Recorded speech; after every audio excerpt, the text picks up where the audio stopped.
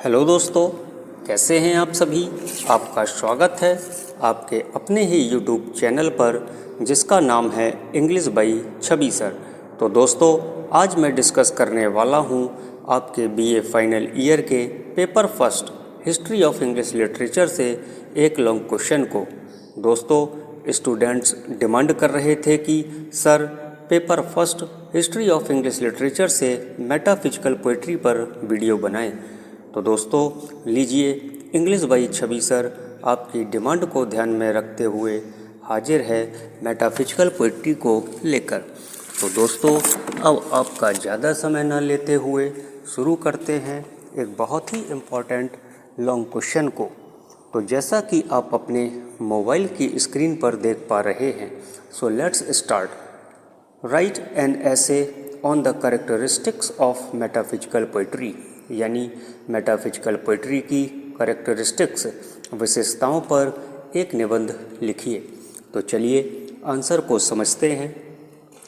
Metaphysical poetry developed, metaphysical poetry विकसित हुई थी in the last stage of the age of Shakespeare, Shakespeare की age के last stage में। During the early 17th century, 17वीं शताब्दी के दौरान, John Donne was the founder of this metaphysical poetry.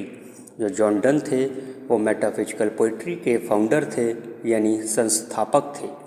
Doctor Johnson for the first time, doctor Johnson पहली बार named this group, इस ग्रुप का नामकरण किया as metaphysical poets, metaphysical poets के रूप में। हु बोरोड इट, जिसने इसे उधार लिया था फ्रॉम ड्राइडेंस फेमस फ्रेज, ड्राइडन के एक प्रसिद्ध फ्रेज से। John Donne affects the metaphysical, जो जॉन डन थे उन्होंने मेटाफिजिकल को अफेक्ट्स किया यानी प्रभावित किया था। Not only in his satires, न केवल अपने सटायर्स के जरिए, but in his amorous versus, बल्कि अपने एमोरस वर्सेस के लिए यानी श्रृंगार प्रिय कविताओं के लिए। Doctor Johnson condemned them, doctor Johnson ने उनकी आलोचना की थी। बिकॉज, क्योंकि these poets always expressed themself, क्योंकि इन कवियों ने अपने आप को एक्सप्रेस्ड किया था, व्यक्त किया था इन अ राउंड अबाउट वे, घुमा फिरा कर। ऑलमोस्ट ऑल दीज पोइट्स, लगभग ये सारे कवि वर मैन ऑफ लर्निंग, सभी के सभी मैन ऑफ लर्निंग थे यानी विद्वान लोग थे। Which they showed laboriously in their work, जिसने दे शोड इन्होंने दिखाया, लेबोरियसली मतलब परिश्रम से, इन देयर वर्क्स अपने कामों में। So it becomes very difficult, so इसलिए ये बहुत डिफ़िकल्ट हो गए फॉर द रीडर्स, पाठकों के लिए, टू फॉलो दैम, उनका अनुसरण करने के लिए। John Donne the leader of this poetry, जो जॉन डन थे वो इस पोइट्री के लीडर थे यानी नेता थे। टॉट हिज फॉलोअर्स, उन्होंने अपने अनुसरणकर्ताओं को टॉट शिक्षाएं दी थी, टू इंडल्ज समाहित होने की, इन सच कंसीट्स, इस प्रकार के मिथ्या विचारों में, which means a far fetched comparison of literary images, जिसका अर्थ है साहित्यिक छवियों की दूरगामी तुलना करना। Most of the metaphysical poets, ज़्यादातर जो मेटाफिजिकल पोइट्स थे, आर ऑफन मिस्टिकल, ये सभी के सभी मिस्टिकल थे, रहस्यवादी थे। In the poem of John Donne, John Donne की पोएम में, there is an expression of communion with God, भगवान के साथ एक संवाद की अभिव्यक्ति देखने को मिलती है। द मेटाफिजिकल पोइट्स, जो मेटाफिजिकल पोइट्स थे, रिजेक्टेड, उन्होंने अस्वीकार कर दिया था द पोइटिक स्टाइल को ऑफ द अर्लियर पीरियड, शुरुआती समय के दौरान। एंड मेड देयर स्टाइल अगली एंड हार्ड, और अपनी स्टाइल को उन्होंने अगली और हार्ड बना लिया था। एज अ रिजल्ट, परिणाम स्वरूप, द मेटाफिजिकल पोइट्स, जो मेटाफिजिकल कवि थे, डेवलप्ड, उन्होंने विकसित किया था देयर इंडिविजुअल स्टेजेस, अपनी व्यक्तिगत चरणों को उन्होंने विकसित किया था, एंड देयर पोएम्स, और उनकी जो पोएम्स थीं, कैन बी डिस्टिंग्विश्ड, वो एक विशिष्ट पहचान रखती हैं, from one another quite easily, एक दूसरे से काफ़ी आसानी से अपनी पहचान को रखती हैं।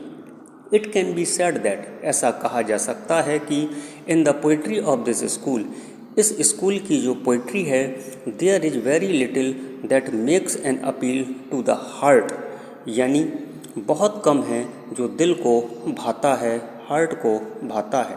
बिकॉज, क्योंकि इंटेलेक्ट जो बुद्धि होती है इज मोर इम्पोर्टेंट एवरीवेयर, वो सभी जगह महत्वपूर्ण होती है। They use the language of man, उन्होंने कॉमन लोगों की भाषा का यूज किया, उपयोग किया। Where they are lost in thoughts, जहाँ पर वो लोग विचारों में खो गए थे। द होल मेटाफिजिकल पोइट्री, जो पूरी की पूरी मेटाफिजिकल पोइट्री है, कैन बी क्लासीफाइड, उसे वर्गीकृत किया गया इनटू टू जनरल डिवीजन, दो भागों में। सच एज, जैसे एमोरस एंड रिलीजियस वर्सेस, यानी श्रृंगार प्रिय और धार्मिक कविताएं। John Donne is the founder of this poetry, जो जॉन डन थे इस पोइट्री के फाउंडर थे, संस्थापक थे। बट ही वैल्यूड सरमन, लेकिन उन्होंने मूल्यवान शर्मन्स उपदेश दिए, मोर देन हिज पोएम्स, ज़्यादातर अपनी कविताओं में। He is well known for his poems, वो बहुत अच्छे तरीके से अपने पोएम्स के जरिए जाने गए। एलिजीज, अपनी एलिजीज के जरिए जाने गए। सटायर्स, सॉन्ग्स एंड सोनेट्स, इन सभी के जरिए जाने गए। ही हैड द एबिलिटी, उनके पास योग्यता थी, टू एक्सप्रेस, व्यक्त करने की, द नैरो स्ट्रगल, अपने संकीर्ण संघर्षों को व्यक्त करने की योग्यता थी, between spiritual and physical impulses, यानी आध्यात्मिक और भौतिक भावनाओं के बीच में। Of all the disciples of John Donne, John Donne के जितने भी डिसिपल्स थे यानी शिष्य थे, George Herbert was possibly the most popular, उनमें से जॉर्ज हर्वर्ड बहुत ज़्यादा पॉपुलर थे। He was the greatest writer of poems, वो पोएम्स के महान कवि थे। His treatment of religious theme, religious theme के लिए उनका जो ट्रीटमेंट था यानी जो उनका उपचार था, इज क्वाइट सिंपल, वो काफ़ी साधारण है। And he has used conceits, उन्होंने मिथ्या विचारों को, कंसीट्स को उपयोग में लाया। एंड मेटाफर्स, रूपकों का प्रयोग किया।